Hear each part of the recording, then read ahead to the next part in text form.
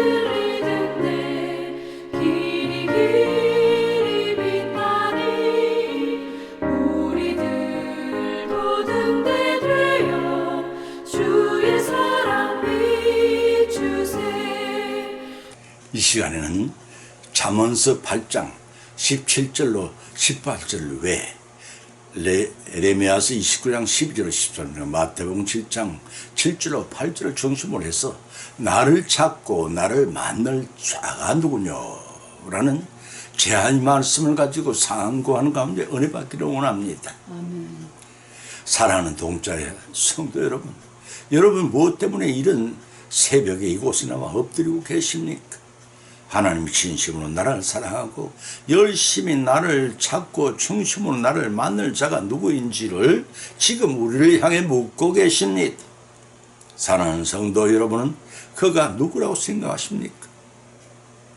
성경은 하나님 만날 수 있는 자를 5가지 유형으로 분류하고 있습니다. 첫째는 신명기 10장 29절에서 하나님을 구하는 자요 라고 했으며, 두 번째는 시편 32편 6절에서는 경건한 자요, 세 번째는 잠언서 8장 17절과 에레미야서 29장 13절에서는 하나님을 찾는 자요, 네 번째는 아모스 4장 12절에서는 하나님 만나기를 예비하는 자요, 다섯 번째는 사도행전 13장 22절에서 하나님의 마음에 합한 자라고 하였습니다.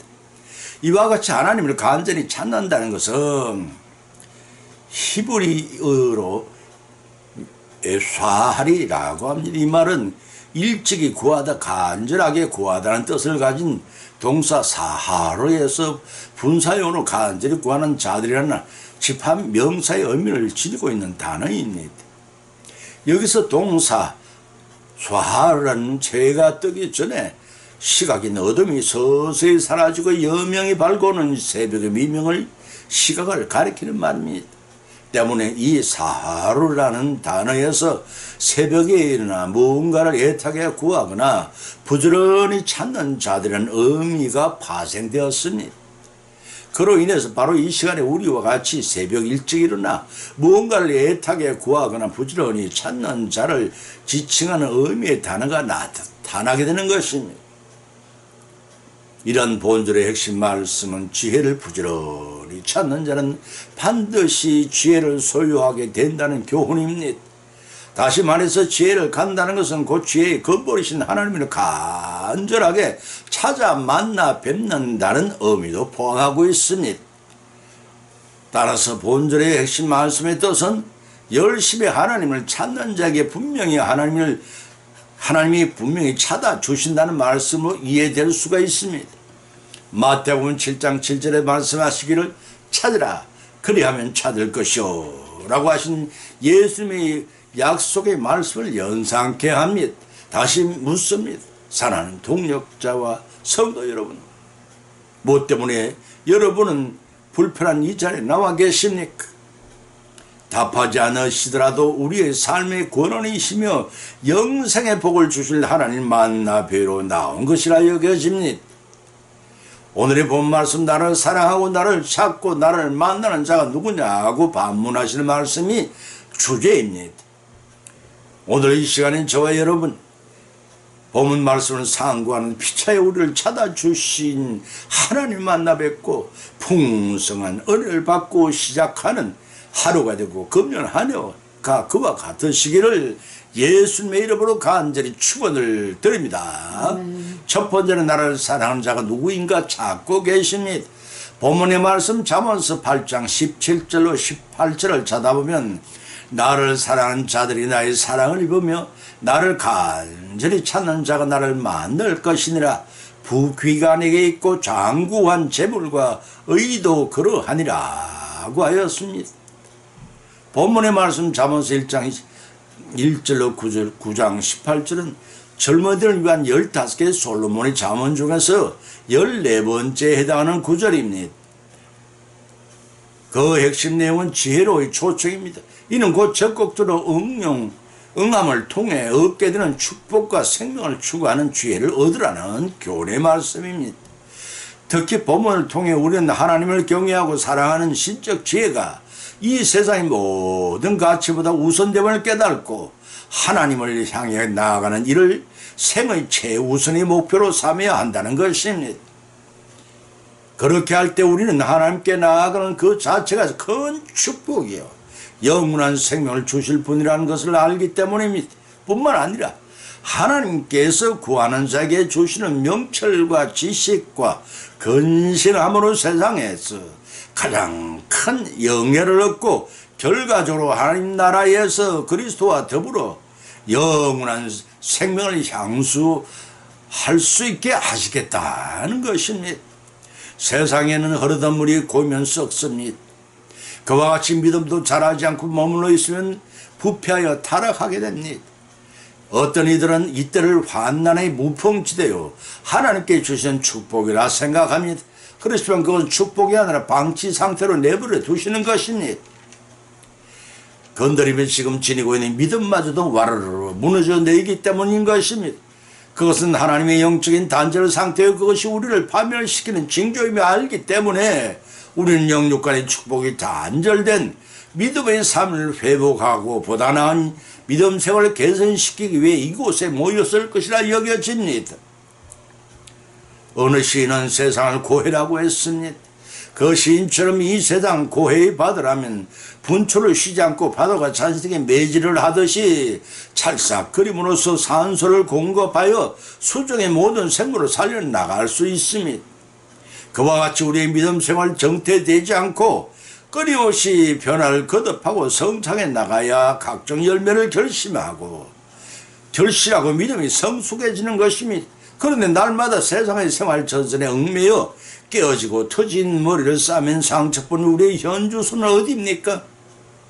만신창이가 되어버린 우리의 생활 속에서 멀어지고 잃어버릴 뻔한 하나님을 다시 찾아뵙고 변함없는 하나님의 한결같은 사랑을 받기 위해 이 자리에 나온 것으로 믿습니다.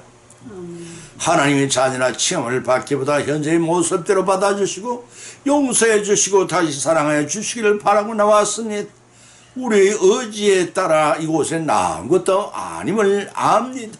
성령님의 강하신 역사로 말미암아 이 자리에 나올 수 있었던 것은 상한 심령을 긍휼히 여기시는 하나님의 배려이십니다.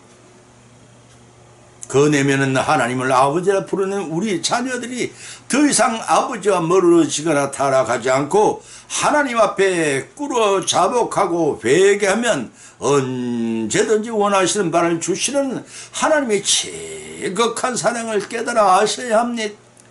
아버지를 잘 몰랐을 때는 어리석은 종은 좋은 일이 생길 때는 아내를 생각하였고 아픈 일을 당하면은 어머니를 생각했습니다. 그러나 주님을 나의 하나님을 영접한 이후부터 힘들고 어려운 일이 생기면 아버지 하나님을 찾다가도 기쁜 일이 생기면 하나님께 감사하기보다는 아직도 아내가 먼저 생각나는 칠순의 팔순의 유아 단계의 믿음을 가진 자임을 고백합니다. 이렇듯 하나님을 향한 믿음이 부족한 자가 하나님의 사랑을 갈급하여 찾아왔으니 어찌 하나님의 자녀답게 살아온 자요 신실한 믿음의 소유자라고 하겠습니까?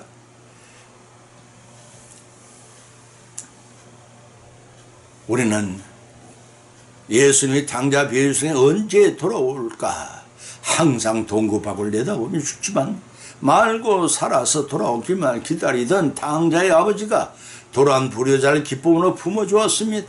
그와 같이 이 자리에 나온 우리들도 하나님 앞에 자복하고 각종 상처받은 치료를 받는 자리가 되어야겠습니다. 이는 잃어버린 아버지의 사랑하는 아들로서 다시 받아주시는 화목의 자리가 되기를 구하여 사함받는 자리가 되어야 합니다. 이러한 참여를 통해 잃어버렸던 아버지의 사랑을 회복하려는 자녀들의 몸부림이니 그 너그럽게 용서하시고 다시 사랑을 인쳐주시는 화목의 자리가 되게 해 주십사고 간구하십시다. 그 길만이 주님이 사랑을 회복하는 길이기 때문입니다. 이제 본문을 또 돌아갑니다. 본문에서 나를 사랑하는 자들이 나의 사랑을 유명하라고 말씀하고 있습니다. 하나님의 사랑은 한결같이 그 자리에 항상 우리를 기다리고 계십니다. 그런데 우리의 마음은 하나님을 떠났을 때 하나님 멀리 느껴집니다. 이는 변덕만은 우리의 마음의 필요에 따라 가깝고도 멀어졌을 뿐입니다. 무엇 때문이겠습니까? 죄악이 하나님과 우리 사이를 갈라 놓았기 때문입니다. 우리의 마음속은 세상의 온갖 죄악들이 스며들어 있어서 평소에는 죄악을 깨달지를 못합니다. 그러다가 우리의 원죄 죄악성이 외부의 충격을 받게 되면 침전되어 있던 온갖 죄악들이 마치 구조물통을 휘어져 놓은 것처럼 솟아오릅니다. 홍수가 치면 강바닥에 침전된 오물들이 쓸려 내려가듯 우리 심령 속에 성령께 내주하시면 스며들어 있던 온갖 세상의 죄악들을 쏟아내고 비워내어야 합니다. 텅 빈 가난한 마음으로 하나님을 가득 채우시기 위해 모두 쏟아내고 비워나가는 참회의 시간이 되고 축복의 하나님을 만나 뵙는 은혜 충만히 받고 새롭게 태어나는 귀한 시간이 되시기를 기원합니다. 더불어 언제나 하나님과 동행하심으로 하나님께서 찾고 계시는 바 나를 만나는 자가 바로 우리 모두가 되시기를 예수님의 이름으로 간절히 축원을 드립니다. 두 번째는 나를 찾는 자가 누군가 묻고 계십니다. 본문의 말씀 에레미야서 29장 12절 13절을 찾아보면 기록하기를 너희는 내게 부르짖음에 와서 내게 기도하면 내가 너를 만나리라 하셨습니다. 세상의 삶이란 마음이 갈급하여 수화기를 들면 무슨 일들과 사연이 그리도 많은지 불통할 때가 많습니다. 밤에는 조용할 것이라 생각하지만 그렇지 않습니다. 세상의 모든 전화들은 밤에도 쉴 겨를이 없이 통화 중이지만 하나님의 직통전화는 언제나 한가롭게 열려 있습니다. 그 직통전화가 걸려오기를 하나님은 항상 기다리고 계십니다. 지구상에는 73억 4,900만의 사람들이 살고 있는데 이 중에서 40억이 하나님이 믿는 하나님의 자녀들이라고 합니다. 이토록 많은 자녀들이 그만 우리들마저도 무슨 일이 그리도 바쁜지 하나님께 직통전화 걸기를 소홀히 합니다. 그 원인이 무엇인지 여러분은 자신이 너무 잘 알고 계실 것입니다. 깊은 밤을 세우시고 나를 밝은 이 새벽에도 나를 찾는 자가 누구인가를 졸지도 주무시도 않으시고 기다리고 계십니다. 우리를 향하신 다함이 없는 무한하신 하나님의 사랑을 여러분은 알고 계십니까? 하나님은 사랑하는 자녀들이 안타까운 사연을 접하시고 응답해 주시려고 주야라 떠들어 세고 계십니다. 본문 에레미야서 29장 12절 13절에서 하나님께서는 에레미야 선지자의 입을 빌려 말씀하시기를 내게 부르시으라며 나와서 내게 기도하면 내가 들을 것이요 나를 만나리라 하셨습니다. 본절에서 하나님을 만난다는 의미는 원하시면 전능하셔서 불가능이 없어진 만사 형통의 하나님을 만나 뵙게 된다는 뜻입니다. 우리나라 말에 화수분이란 말이 전해옵니다. 꺼내도 계속 채워지는 재물을 담은 보배 그릇을 가리키는 말입니다. 화수분같이 하나님은 버려도 줄지 않는 바닷물처럼 주어도 다함이 없는 사랑과 은혜의 보배함을 지니고 계십니다. 하나님은 우리 자녀들에게 원하면 언제나 늘 창고문을 여시고 싼 곳이 없도록 부어주시기를 기뻐하시는 아버지이심을 아십니까? 그런데 그러한 축복은 열왕기상 8장 48절 50절에 언급된 솔로몬의 기도 내용을 염두에 둔 것임을 아셔야 합니다. 그 기록을 찾아보면 자기를 사로잡아간 적고의 땅에서 온 마음과 온 뜻으로 주께 돌아와서 주께 그 열조에게 주신 땅 곧 주의 빼신 성과 내가 주의 이름을 위하여 건축한 전이 있는 편을 향하여 주께 기도하거든 주는 계신 곳 하늘에서 저희 기도와 간구를 들으시고 저희 일을 돌아보시며 주께 범죄한 백성을 용서해 주시며 주께 범한 그 모든 허물을 사하시고 저희를 사로잡아간 자의 앞에서 저희로 불쌍히 여김을 얻게 하사 그 사람들로 저희를 불쌍히 여기하옵소서. 저희는 주께 첫 풀무 같은 애굽에서 인도하여 내신 주의 백성 주의 사람이 되면이다. 이와 같이 자신의 죄를 진정으로 회개하고 하나님께 부르시며 하나님께 그 죄를 용서하시고 원수된 담을 얻으시고 불모의 관계를 회복하사 그들의 고급고 잃어버렸던 하나님의 품 안으로 귀환시키시기를 지키시겠다는 말씀입니다. 왜냐하면 우리 성도는 주님의 사랑하는 백성이요 자녀요 주님의 산업이기 때문입니다. 따라서 본전의 말씀 바벨론 포로성 안에서 에레미야 선지자를 통해 이미 예언하셨던 것처럼 70년 만에 돌아올 것이 작정된 일이었지만 그들의 귀환을 위해 하나님께 기도하도록 요구하고 계십니다. 그것은 마치 사랑하는 아들의 음성만이라도 더 듣기를 갈망하는 하나님의 자비하심의 발로입니다. 이는 한 사람도 낙오도 없이 모두 다 구원받기를 원하시기 때문인 것입니다. 베드로후서 3장 9절에 기록하기를 주님의 약속이 어떤 이의 더디다고 생각하는 같이 더딘 것이 아니라 오직 너희를 대하여 오래 참으사 아무도 멸망치 않고 다 회개에 이르기를 원하시느니라고 기록하고 있습니다. 이 말씀이야말로 독생하신 성자 예수님을 죽이시기까지 우리를 사랑하시는 하나님의 원하시는 참뜻인 것입니다. 이러한 하나님을 사랑하는 성도 여러분은 얼마나 열심히 찾고 계신 줄 아십니까? 세상의 삶에 얽매고 막힌 사역에 시달려 찾는 일에 게을리했다면 이 시간 이후부터라도 하나님 앞에 엎드리십시다. 그리고는 나를 찾는 자가 누구인가? 주야로 만나 주시려고 불꽃 같은 눈으로 지켜보고 계시는 하나님 앞에 무릎을 꿇고 찾고 부르짖으십시다. 우리의 어려움과 질고를 하신 하나님 앞에 엎드려 찾고 만남으로써 전능의 하나님께 용서를 받고 예비하신 영육간의 모든 문제를 해결받는 은혜 충만한 시간이 되시기를 예수님의 이름으로 축원을 드립니다. 세 번째는 나를 만나는 자가 누구인가 하는 것입니다. 본문의 말씀 마태복음 7장 7절 8절에서 예수님께서 말씀하시기를 구하라 그리하면 주실 것이요 찾으라 그러면 찾을 것이요 문을 두드리라 그러면 너희에 열릴 것이니 구하는 이마다 얻을 것이요 찾는 이가 찾을 것이요 두드리는 이게 열릴 것이니라고 하셨습니다. 사랑하는 여러분은 이 말씀대로 순종하며 살아가고 계신다고 여기십니까? 우리 주님은 안타까운 마음으로 기도하기에 게으른 자들을 향해 권면하고 계십니다. 이는 어떤 의미에서는 너희 어째서 구하고 찾고 두드리지 않느냐는 우리를 향하신 예수님 문청의 말씀이기도 한 것입니다.